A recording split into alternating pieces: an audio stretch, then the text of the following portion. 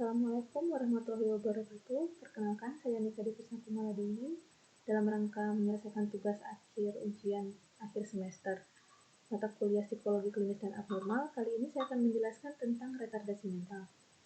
Nah, apa itu retardasi mental? Retardasi mental adalah gangguan intelektual yang umumnya ditandai dengan kemampuan mental atau intelijensi yang berada di bawah rata-rata. Kondisi ini juga kerap disebut disabilitas intelektual dan ia bisa mempengaruhi kapasitas seseorang untuk belajar dan menyimpan informasi baru. Bahkan, kondisi ini juga bisa mempengaruhi perilaku sehari-hari seperti keterampilan sosial dan rutinitas kebersihan. Lalu, untuk tingkat keparahan retardasi mental itu sendiri cukup bervariasi ya, mulai dari ringan hingga yang sangat berat.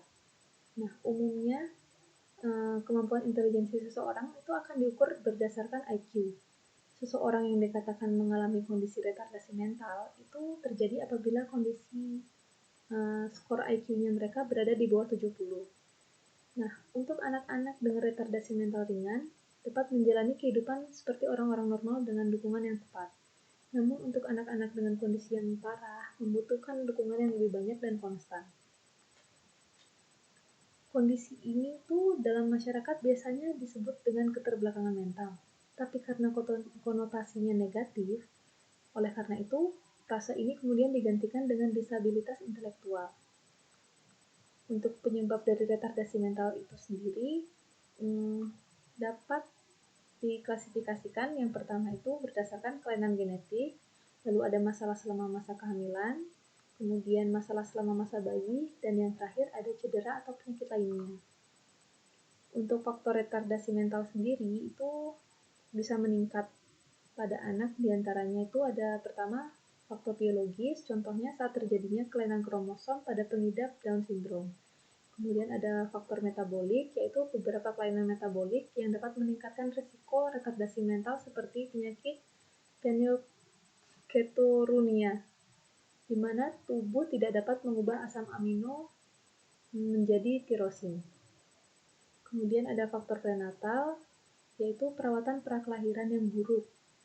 Nah, penyakit ini contohnya terjadi karena konsumsi alkohol pada masa kehamilan dan infeksi sitomegalovirus pada saat kehamilan itu sendiri.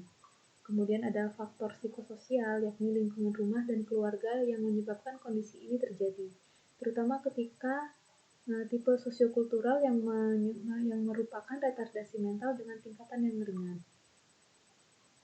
Kemudian, gejala retardasi mental biasanya mulai terlihat sejak anak usia dini.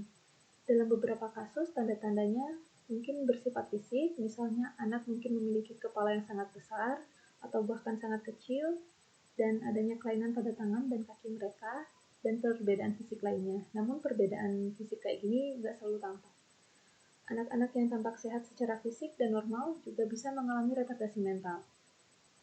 Itu kalau yang memiliki kondisi yang lebih parah, mungkin menunjukkan gejala pada usia yang lebih dini daripada mereka yang memiliki gejala yang lebih ringan. Jika khawatir anak Anda mungkin memiliki retardasi mental, berikut adalah beberapa tanda awal yang harus diwaspadai. Yang pertama itu tampak pada gejala motorik kasarnya, seperti sering berputar, kemudian duduk, terus berdiri, dan merangkak, dan adanya keterlambatan dalam berjalan. Kemudian, dalam gangguan berbicara itu, anak bisa menjadi gagap. Kemudian, anak lamban dalam mempelajari sesuatu yang sederhana, seperti berpakaian, membersihkan diri, dan makan. Lalu ada kesulitan mengingat barang, kesulitan berhubungan dengan orang lain, gangguan perilaku seperti tantrum, dan kesulitan dalam melakukan diskusi. Anak akan sulit menyelesaikan suatu masalah atau pola pikir yang kurang logis.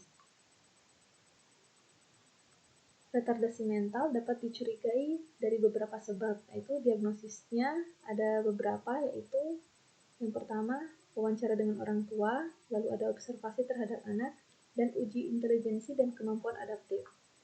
Nanti, seorang anak akan didiagnosis mengidap retardasi mental jika memiliki kekurangan dalam IQ dan kemampuan adaptif. Dalam menentukan diagnosis anak, beberapa tes dapat dilakukan oleh dokter, seperti yang pertama, tes neurologis, tes genetik, tes medis umum, tes pendidikan khusus, tes screening perkembangan, screening prenatal, dan evaluasi pendengaran jika ada masalah pendengaran. Untuk pengobatan retardasi mental itu dapat dilakukan dengan terapi wicara, terapi okupasi, terapi motorik fisik, konseling keluarga, latihan penggunaan alat khusus, terus program pengaturan nutrisi. Dan komplikasi retardasi mental itu dapat menyebabkan masalah terkait kejang, terus gangguan suasana hati yang dapat menyebabkan autisme, gangguan motorik, gangguan penglihatan, dan gangguan pendengaran.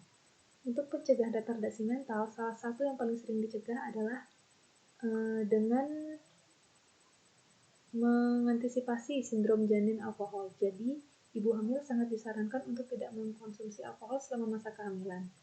Lalu, pemeriksaan kehamilan yang dilakukan secara berkala dan rutin juga dapat mencegah timbulnya retardasi mental. Pada keluarga yang memiliki riwayat keturunan konseling genetik dapat dilakukan sebelum merencanakan kehamilan. Beberapa pemeriksaan seperti USG dan pengambilan cairan ketuban dapat dilakukan untuk mengetahui ada atau tidaknya retardasi mental. Kemudian kapan harus ke dokter itu ketika Anda memiliki kecurigaan terhadap anak Anda dan anak-anak di sekitar Anda terhadap gejala seperti kejang berulang, keterlambatan perkembangan baik secara motorik, berbicara, maupun kemampuan sosialisasi. Nah, gejala-gejala tersebut juga dapat merupakan gejala dari retardasi mental. Sekian penjelasan retardasi mental dari saya hari ini. Terima kasih. Assalamualaikum warahmatullahi wabarakatuh.